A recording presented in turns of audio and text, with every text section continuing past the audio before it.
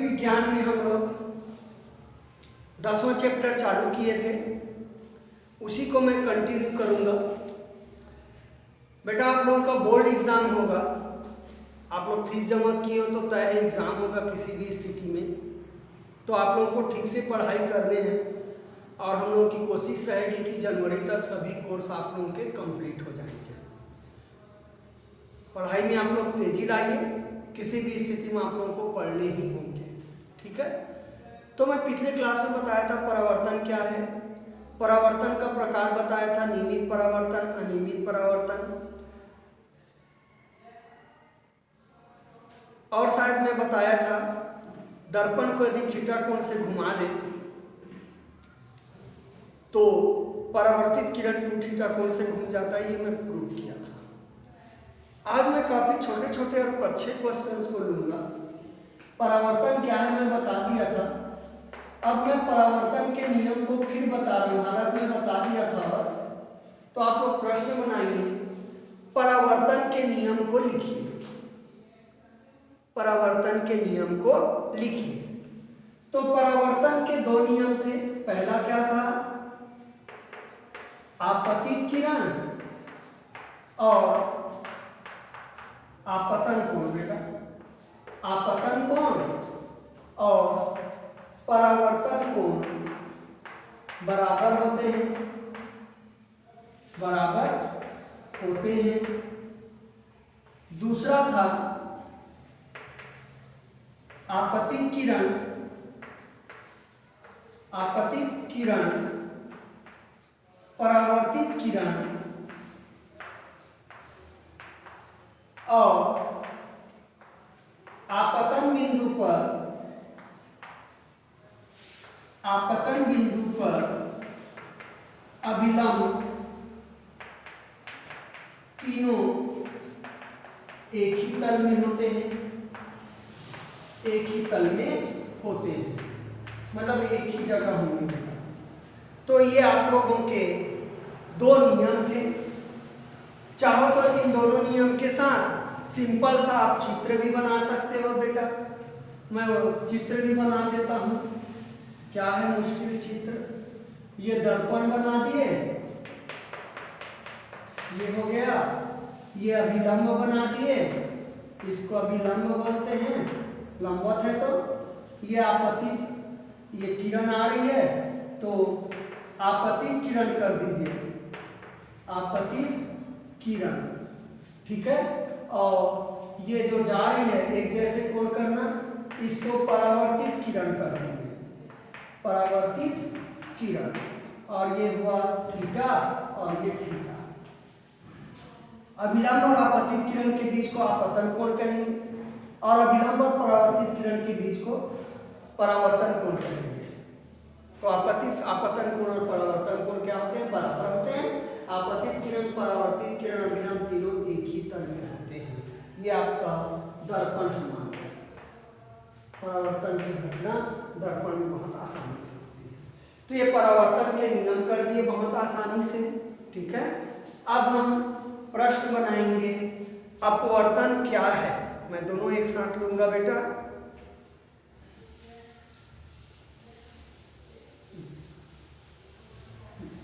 तो आपका प्रश्न होगा अपवर्तन क्या है, अपवर्तन क्या है। मैं परावर्तन को एक बार फिर बता देता हूं। जब कोई प्रकाश किरण किसी सतह से टकराकर उसी माध्यम में लौट जाती है तो इस घटना को परावर्तन कहते हैं। एक मान दीवार दिख रहा है मुझे, परावर्तन के कारण दिख रहा है, प्रकाश किरण जा रही है और उसे टकराकर वापस आ रही है, एक ही माध्यम में आ रही है। अब अपवर्तन क्या है, अपवर्तन, तो बेटा जब कोई प्रकाश किरण है एक माध्यम से दूसरे माध्यम में प्रवेश करती है, जब कोई प्रकाश किरण एक माध्यम से दूसरे माध्यम में प्रवेश करती है तो वह अपने मार्ग से विचलित हो जाती है। इस घटना को अपन कहते हैं अपवर्तन। जैसे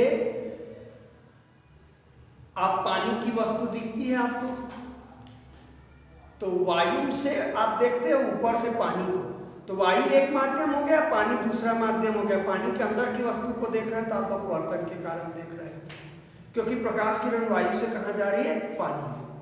तो पहला नियम हो गया बेटा अपवर्तन की परिभाषा, जब प्रकाश किरण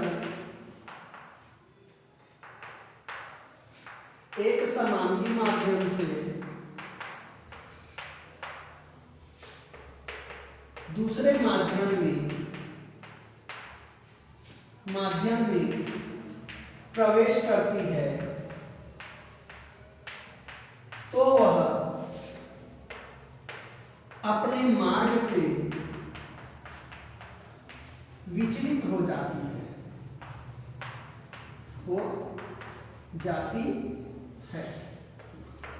इस घटना को प्रकाश का अपवर्तन कहते हैं।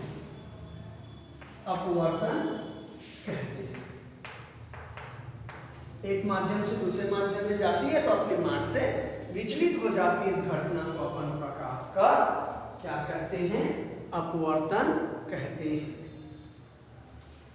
ठीक है, क्लियर है? उदाहरण लिख सकते हो बेटा,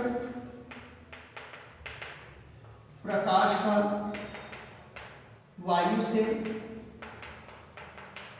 जल में प्रवेश करना, यह अपवर्तन होगा। यहाँ पे वायु से जल में प्रवेश करेंगे, वायु से कांच में प्रवेश करेंगे, जहां भी प्रवेश करें तो ये अपवर्तन होंगे। ठीक है, तो ये अपवर्तन हो गया बेटा। अब आप लोग प्रश्न बनाएंगे, अपवर्तन के नियम लिखिए। जैसे परावर्तन के नियम का प्रश्न बनाए थे वैसे ही प्रश्न होगा बेटा, अपवर्तन के नियम को लिखिए। तो अपवर्तन के नियम के लिए चित्र बनाइए आप लोग। इधर एक माध्यम कर दिया बेटा वायु, यहाँ पे दूसरा माध्यम कर दिया कांच। ये रहा आपका अभिलंब। ये जो प्रकाश किरण आ रही है उसको लिख दो आपतित किरण। ये देखो विचलन कर दिया बेटा, मैं झुकाया हूं, आप लोग भी झुकाना। हाँ, मैं थोड़ी देर में बताऊंगा। ये अपवर्तित किरण है। देखिए, परावर्तन की घटना में परावर्तित किरण लिखे थे, अपवर्तन की घटना में अपवर्तित किरण लिखे थे।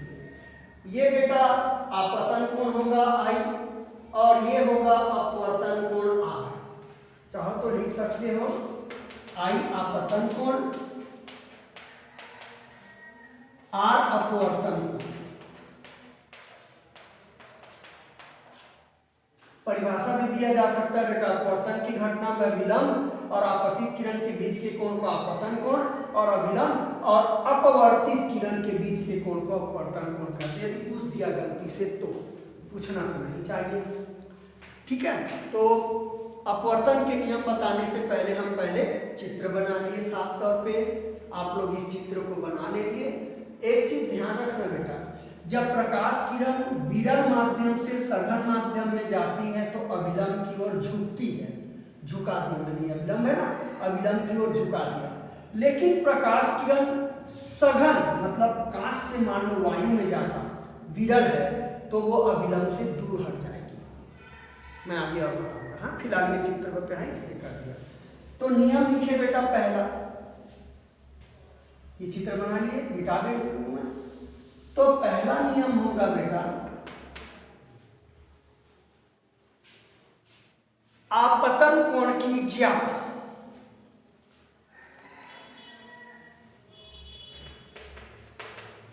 एक वर्णी मतलब एक रंग वाली बेटा, एक वर्णी प्रकाश किरण के लिए आपतन कोण की ज्या मतलब साइन, और अपवर्तन कोण की ज्या आपतन कोण कोष्ठक में आई लिख देता हूं बेटा, की ज्या मतलब साइन बेटा गणित में, और अपवर्तन कोण संकेत आ है चित्र में कि ज्या का अनुपात एक नियतांक होता है, एक नियतांक होता है। अपतन कोण की ज्या अपवर्तन कोण की ज्या का अनुपात एक नियतांक होता है, का अनुपात निश्चित होता है, निश्चित होता है। ठीक है,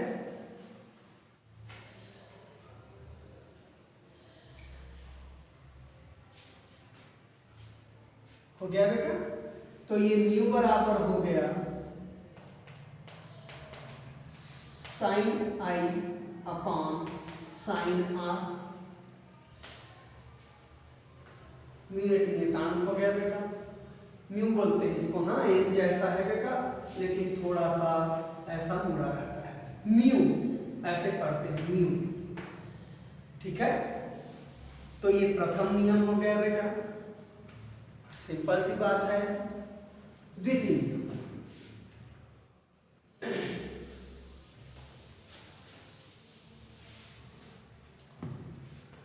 दूसरा नियम वही आएगा, आपतित किरण, अपवर्तित किरण और आपतन बिंदु पर अभिलंब तीनों एक ही तल में होते हैं। आपतित किरण, अपवर्तित किरण, परावर्तित नहीं लिख देना, हाँ, अपवर्तित किरण और आपतन बिंदु पर अभिलंब तीनों एक ही तल में होते हैं। बिल्कुल परावर्तन के नियम जैसे है, यहाँ परावर्तित किरण किए थे, यहाँ अपवर्तित किरण होगा। तो ये दो नियम हो गया अपवर्तन का नियम। ठीक है, क्लियर है। तो हमने परावर्तन के नियम देखे, परावर्तन क्या है देखे, अपवर्तन का नियम देखे और अपवर्तन क्या है उसको देखे। ठीक है, अब हम बात करेंगे बेटा आप लोगों का अपवर्तनांक की। तो अपवर्तनांक क्या है, ये कितने प्रकार के होते हैं। तो प्रश्न बनाएंगे, अपवर्तनांक क्या है, क्या है, ये कितने प्रकार के होते हैं।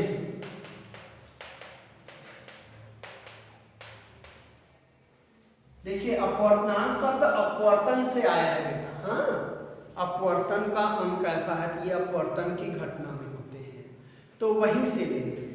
जब एक वर्णी प्रकाश एक माध्यम से दूसरे माध्यम में प्रवेश करती है, ठीक है ना बेटा, तो आपतन कोण की ज्या और अपवर्तन कोण की ज्या के अनुपात को निश्चित होता है, जिसे माध्यम का अपवर्तनांक कहते हैं। आ जाते हैं बेटा, जब एक वर्णी प्रकाश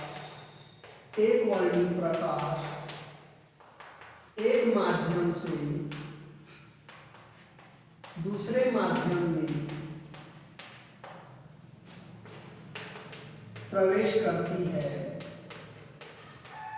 तो आपतन कोण की ज्या, आपतन कोण कोष्टक में लिख देता हूं आई, चाहो तो चित्र बना लेना बेटा उसी चित्र को की ज्या। अभी चित्र बनाए थे ना अपवर्तन के लिए, वो चित्र क्या है बना देना। हाँ, ठीक है बेटा। जब एक वर्णी प्रकाश किरण एक माध्यम से दूसरे माध्यम में प्रवेश करती है, तो आपतन कोण कोष्टक में ही कर दिया कि ज्या, और अपवर्तन कोण कोष्टक में आज कर देता हूं कि ज्या का अनुपात निश्चित होता है। ऐसे लिखे थे ना हम पहले भी, निश्चित होता है, जिसे जिसे जिसे अपवर्तनांक कहते हैं, अपवर्तनांक कहते हैं। तो अपवर्तनांक म्यू बराबर हो जाएगा बेटा साइन आई अपान साइन। शायद मैं अपवर्तन का नियम बताया था एक माध्यम से दूसरा माध्यम नहीं लिखा, तो नहीं लिखोगे तब भी चल जाएगा बेटा, लिख दोगे तब भी चल जाएगा। तो और ये शब्द गायब हम अपवर्तनांक कहते हैं करके, तो यहाँ अपवर्तनांक की डिफिनेशन देना है तो जोड़ देते हैं बेटा सिंपल तौर पे। तो इस प्रकार से आप लोगों का अपवर्तनांक का क्या गया परिभाषा हो गया। चित्र बना लेना बेटा वही वाला, हाँ जो मैं इससे पहले बनाया था अपवर्तन क्या है, ठीक है। अब ये अपवर्तनांक की परिभाषा हो गई ना। तो अपवर्तनांक दो प्रकार के होते हैं, अपवर्तनांक दो प्रकार के होते हैं। पहला करेंगे निरपेक्ष अपवर्तनांक, ऊपर लिख लेना बेटा। अपवर्तनांक दो प्रकार के होते हैं। पहला निरपेक्ष अपवर्तनांक, ठीक है। तो बेटा जब कोई एक वर्णी प्रकाश वायु से किसी माध्यम में प्रवेश करे, वायु या निर्वात से किसी दूसरे माध्यम में प्रवेश करे, तो इस स्थिति में अपवर्तनांक को क्या कहते हैं, निरपेक्ष अपवर्तनांक कहते हैं। किसका, माध्यम का निरपेक्ष अपवर्तनांक कहलाएगा आप लोगों का। हो गया बेटा, लिखिए। जब एक वर्णी मतलब एक रंग, प्रकाश किरण, प्रकाश वायु या निर्वात से किसी माध्यम में प्रवेश करे तो वायु या निर्वात के सापेक्ष, वायु या निर्वात के सापेक्ष माध्यम का अपवर्तनांक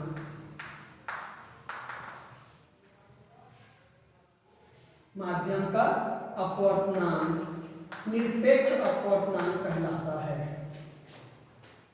निरपेक्ष अपवर्तनांक कहलाता है। बुक में नहीं लिखा होगा बेटा, बुक में जाने की जरूरत नहीं है, ठीक है। तो निरपेक्ष अपवर्तनांक हुआ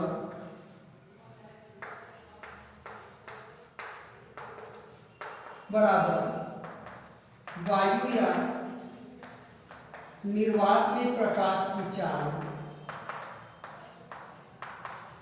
बटा माध्यम में प्रकाश की चाल।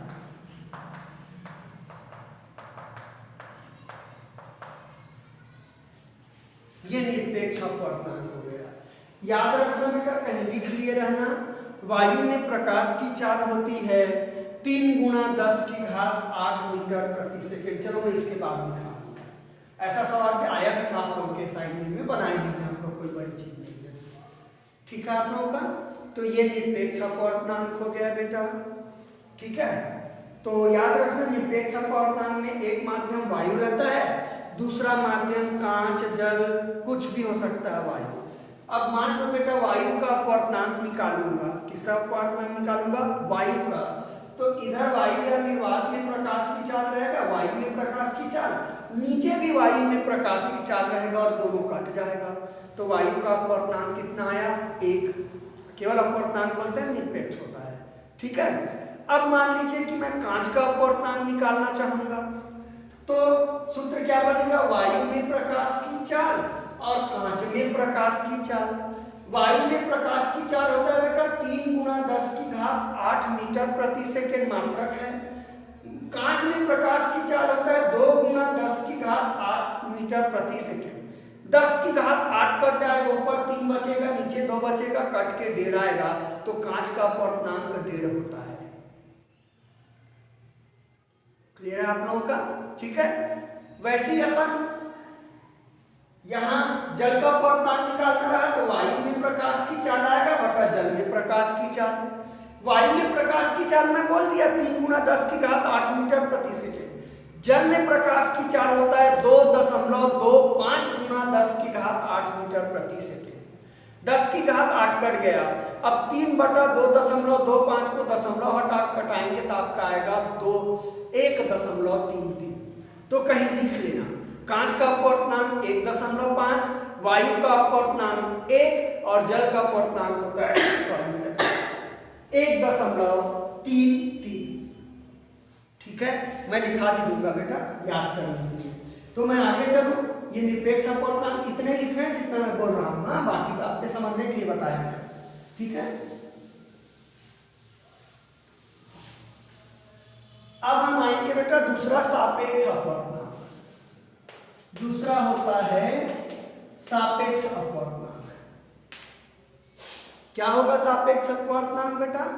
जब एक वर्णीय प्रकाश एक माध्यम से दूसरे माध्यम में प्रवेश करे तो पहले माध्यम के सापेक्ष दूसरे माध्यम के अपवर्तनांक को सापेक्ष अपवर्तनांक कहते हैं। तो दोनों में माध्यम आ जाएगा। तो आ जाते हैं, जब एक वर्णीय प्रकाश एक माध्यम से दूसरे माध्यम में प्रवेश करता है तो पहले माध्यम के सापेक्ष दूसरे माध्यम के अपवर्तनांक को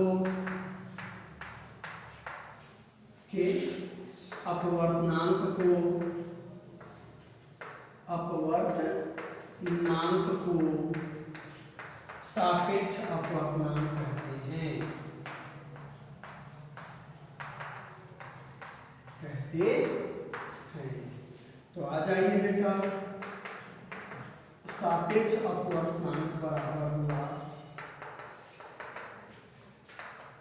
एक माध्यम में प्रकाश की चाल बटा दूसरे माध्यम में प्रकाश की चाल। फर्क आप लोगों को साफ साफ दिख रहा होगा, एक माध्यम में प्रकाश की चाल बटा दूसरे माध्यम में प्रकाश की चाल, साफ साफ हो गया। और समझाने के लिए मैं इसको संकेत में देखूंगा, थोड़ा सा आप लोग देख लें इसको। ठीक है, अब एक लाइन में इसको संकेत भी लिखूंगा।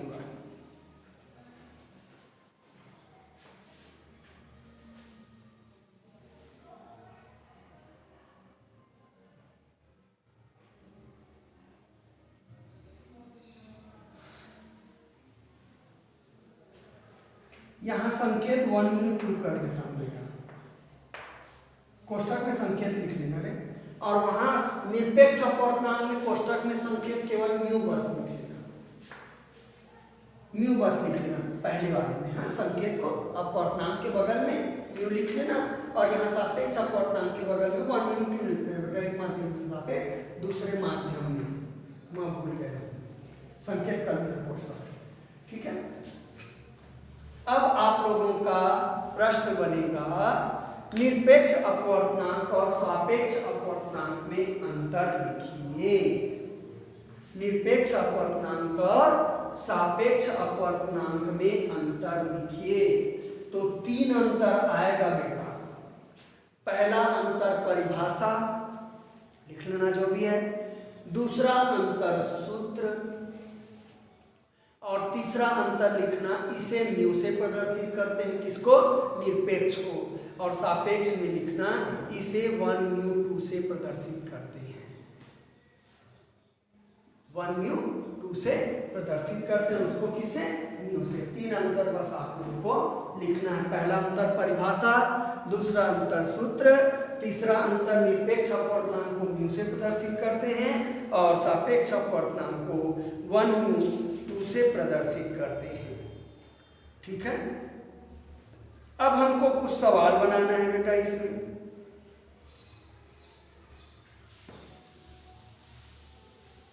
चाहो तो लिख लीजिए, मैं 2-3 सवाल आप लोगों को समझा देता हूं। ठीक है, पानी का परम परम को निरपेक्ष बोलते हैं। अपवर्तनांक 4/3 है तो पानी में प्रकाश की चाल ज्ञात करो। लिखो प्रश्न, यदि पानी का निरपेक्ष अपवर्तनांक, इसको परम भी बोला है बेटा, निरपेक्ष अपवर्तनांक 4/3 है तो प्रश्न है, लिख लो, पानी में प्रकाश की चाल ज्ञात करो। पानी में प्रकाश की चाल ज्ञात करो। क्या फर्क पड़ता है? लगा दो निरपेक्ष अपवर्तनांक की परिभाषा। निरपेक्ष अपवर्तनांक बराबर होता है वायु या निर्वात में प्रकाश की चाल। वायु में बस लिख देता हूं, वायु में प्रकाश की चाल, या निर्वात भी लिख सकते हो बेटा, हाँ, या दोनों लिख सकते हो, बटा पानी में प्रकाश की चाल। प्रकाश की चाल ये 4/3 दे दिया बेटा। वायु में प्रकाश की चाल रख लो, 3 × 10⁸ मीटर प्रति सेकंड होता है। रट्टा मार दो, वायु में प्रकाश की चाल या निर्वात में प्रकाश की चाल। हाँ, 1 मिनट, 1 मिनट हो गया बेटा। पानी में प्रकाश की चाल नकल कर लो। पानी में प्रकाश की चाल नकल कर लो, ठीक है, ये उत्तर बता रहा हूं मैं। अब बेटा पानी में प्रकाश की चाल इधर आ जाएगा, पक्षांतर कर दो। पानी में प्रकाश की क्या चाल पक्षांतर कर दो, ये यहाँ आ गया तो ये बटा में चला जाएगा। 3 × 10⁸ बटा क्या आ जाएगा 4/3। अब बटा को गुणा में बदलोगे तो आप लोग जानते हो उलट जाता है। 3 × 10⁸ गुणा 3/4 आएगा बेटा, 3 ऊपर और 4 नीचे, तो 3 × 9/4 × 10⁸। हम 9 को अब 4 से भाग दे देंगे, ठीक है, तो 9 को 4 से भाग देंगे तो कैसा आएगा 4 दूनी 8। ये रफ काम है आपका, हाँ, 1 बचा 0.0, फिर 4 दूनी 8, कितना बचा 2, 0 लोगे 4 पंचे 20, ये कटमट हो गया, भाग देने आता होगा आप लोगों को, तो 2.25 × 10⁸ आएगा। मात्रक होगा मीटर प्रति सेकंड। चाहो तो रख लो, पानी में प्रकाश की चाल इतना होता है करके। शेष कल देखेंगे।